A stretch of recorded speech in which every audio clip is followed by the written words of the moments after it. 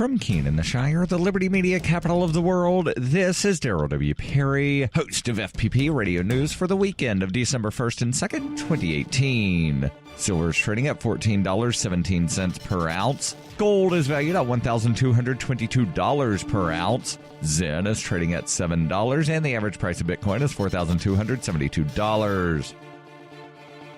Antiwar.com reports aiming to support Kurdish offensives against the last few of the Islamic State towns in eastern Syria. The U.S. has been conducting heavy airstrikes against those towns near the Iraqi border. According to the Syrian Observatory for Human Rights, this is killing a lot of civilians and non-combatants. In addition to the Islamic State fighters, the observatory reported that Wednesday U.S. airstrikes against al-Shafa also targeted a hospital, a prison, and several civilian homes. They reported 40 killed in those strikes, mainly prisoners, with the toll continuing to rise as more bodies are found in the rubble. Further airstrikes on al-Shafa on Friday were reported by Syrian state media, who put the death toll on those strikes at 30, including some civilians and combatants. The exact split, as is so often the case, was unclear. This has been a recruiting problem with strikes against these towns. The Islamic State has a lot of fighters within, but the U.S. has little information on where they are and are often striking despite cloud cover, hitting virtually random parts of the city and killing a lot more civilians than the Islamic State fighters.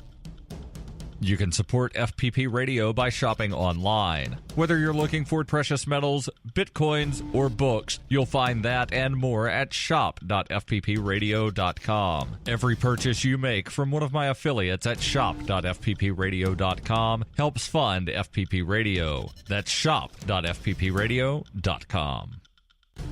UPI reports a grand jury on Friday indicted a former Dallas police officer on a murder charge. She had fatally shot an unarmed man after she entered the wrong apartment. Police arrested Amber Geiger on a manslaughter charge after the September 6th shooting death of Botham Jean. The grand jury began hearing the case on Monday. Geiger was off duty at the time of the shooting, but was wearing her uniform when she entered Jean's apartment. She told police she thought she was in her own apartment. Police said Geiger had just finished a 15-hour shift and got off the elevator on the 4th floor instead of the 3rd floor where she lived. She then opened the door to Jean's apartment, which was unlocked. The lights were off inside, and when she saw a man's figure, she thought her apartment was being robbed and opened fire. When she turned the lights on, she realized she went into the wrong apartment and killed a man in his own home. The Dallas Police Department fired Geiger on September 24th after facing criticism for keeping her on the force amid an investigation. She was released from jail on $300,000 bond. Jean's family also filed a lawsuit against the city of Dallas and the Dallas Police Department, saying Geiger had a history of violence and excessive force.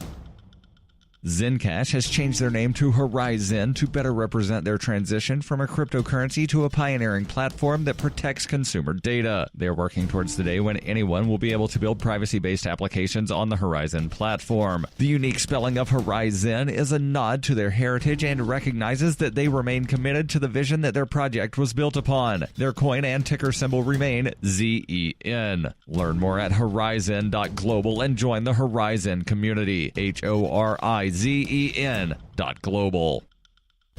Reuters reports a federal judge in New York ruled on Friday the Trump administration cannot compel states and cities to cooperate with federal immigration authorities as a condition for receiving millions of dollars in federal law enforcement funds. The ruling by U.S. District Judge Edgardo Ramos in Manhattan is a victory for New York City and the states of New York, Connecticut, Massachusetts, New Jersey, Virginia, and Washington, which had sued the administration over the conditions in July. Ramos is at least the fourth federal judge to rule against President Donald Trump's administration on the issue. Ramos ordered the administration to award the funds without condition. New York Attorney General Barbara Underwood said in a statement, "Today's decision is a major win for the New Yorkers' public safety." The U.S. Department of Justice could not immediately be reached for comment. The lawsuits concern the Edward Byrne Memorial Justice Assistance Grants, which provide federal funds for state and local law enforcement. The Trump administration announced last year that to receive funding, state and local governments must give federal immigration authorities access to their jails and advance notice of immigrants released from custody. Federal judges in Pennsylvania, California, and Illinois have already ruled against the policy. The 7th U.S. Circuit Court of Appeals has upheld the Illinois ruling, finding that Congress and not the administration has the authority to decide how funds are spent.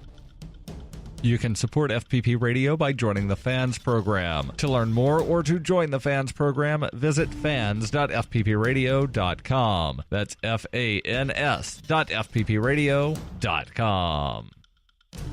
This has been FPP Radio News, online at fppradio.com.